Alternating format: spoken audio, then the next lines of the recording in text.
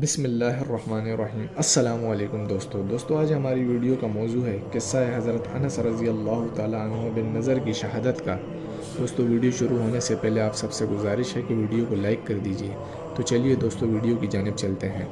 حضرت انس بن نضر رضی اللہ تعالیٰ عنہ ایک صحابی تھے جو بدر کی لڑائی میں شریک نہیں ہو سکے تھے۔ ان کو اس چیز کا صدمہ تھا، اس پر اپنے نفس کو ملامت کرتے تھے کہ اسلام کی پہلی عظیم الشان لڑائی اور تو اس میں شریک نہ ہو سکا۔ اس کی تمنا تھی کہ کوئی دوسری لڑائی ہو تو حوصلے پورے کروں۔ اتفاق سے احد کی لڑائی پیش آ گئی جس میں یہ بڑی بہادری اور دلیری سے شریک ہوئے۔ احد کی لڑائی میں اول تو مسلمانوں کو فتح ہوئی، مگر آخر میں ایک غلطی کی وجہ سے مسلمانوں کو شکست ہوئی۔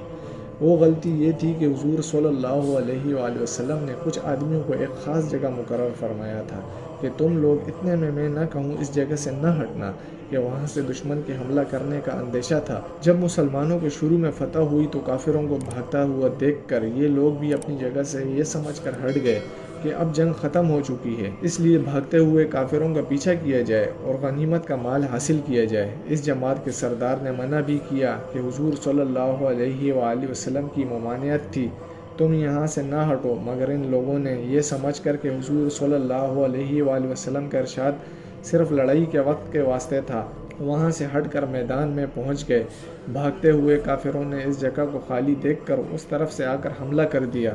مسلمان بے فکر تھے، اس اچانک بے خبری کے حملے سے مغلوب ہو گئے اور دونوں طرف سے کافروں کے بیچ میں آ گئے، جس کی وجہ سے ادھر ادھر پریشان بھاگ رہے تھے۔ حضرت انس رضی اللہ تعالیٰ عنہ نے دیکھا کہ سامنے سے ایک دوسرے صحابی حضرت سعد بن معاذ آ رہے ہیں۔ ان سے کہا کہ اے سعد، کہاں جا رہے ہو؟ خدا کی قسم جنت کی خوشبو احد کی پہاڑ سے آ رہی ہے۔ یہ کہہ کر تلوار تو ہاتھ میں تھی ہی، کافروں کے ہجوم میں گھس گئے اور اتنے شہید نہیں ہو گئے، واپس نہیں ہوئے۔ شہادت کے بعد ان کے بدن کو دیکھا گیا تو چھلنی ہو گیا تھا۔ 80 سے زیادہ زخم تیر اور تلوار کے بدن پر تھے۔ ان کی بہن نے انگلیوں کے پوروں سے ان کو پہچانا۔ جو لوگ اخلاص اور سچی طلب کے ساتھ اللہ کے کام میں لگ جاتے ہیں ان کو دنیا ہی میں جنت کا مزہ آنے لگتا ہے۔ یہ حضرت انس رضی اللہ تعالیٰ عنہ زندگی ہی میں جنت کی خوشبو سونگھ رہے تھے۔ اگر اخلاص آدمی میں ہو جائے تو دنیا میں بھی جنت کا مزہ آنے لگتا ہے۔